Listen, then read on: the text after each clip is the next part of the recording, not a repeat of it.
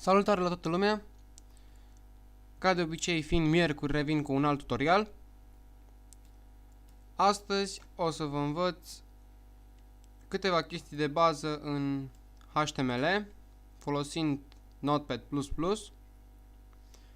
Hai să trecem la treabă. În primul rând, orice fișier HTML începe cu tagul HTML și se închide cu tagul HTML.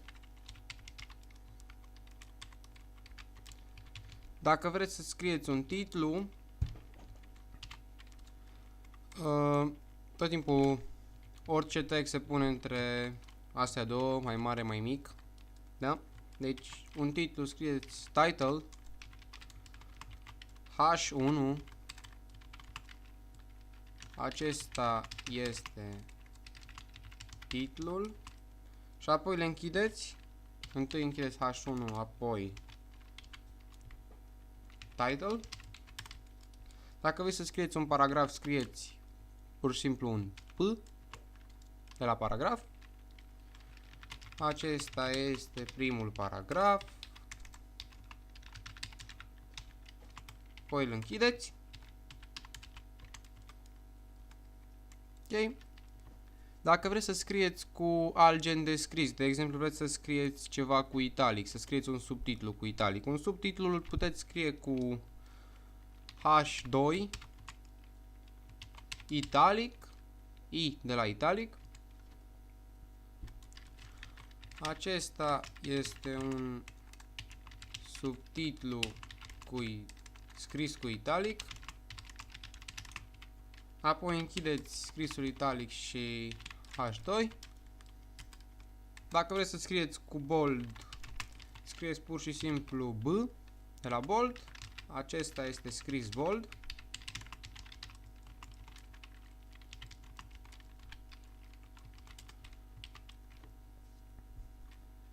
Ok, și tot așa mai departe.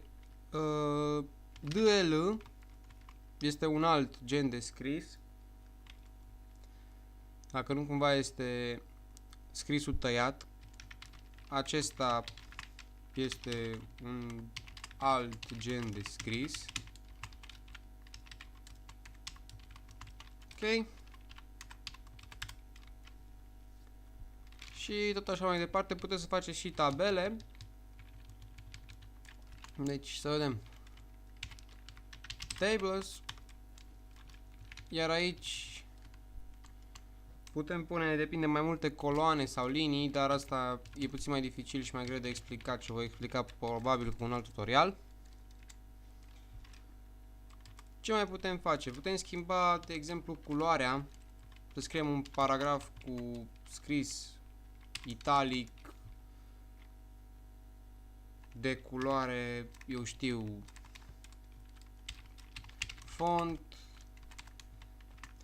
color egal diez. E puțin mai dificil pentru că trebuie să căutați pe internet, în cazul în care cred că doar programatorii și web designerii le știu pe de rost. Trebuie să căutați pe internet să vedeți codul de la culoarea pe care o doriți. Scrieți pur și simplu pe Google coduri HTML pentru culori. Aveți aici o listă destul de lungă.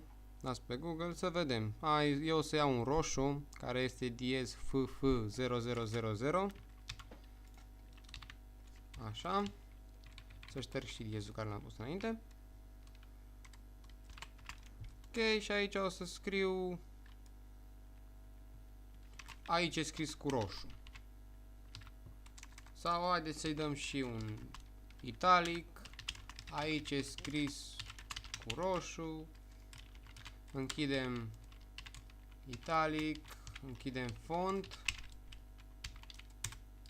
Bun. Ca să vedem ce am făcut, în primul rând trebuie să mai reduc limbare. Așa e bine. Ca să vedem ce am făcut, dați pe save. Save as. La mine. Aici dăm zona de shock.html. Nu, zona de shock tutorial.html.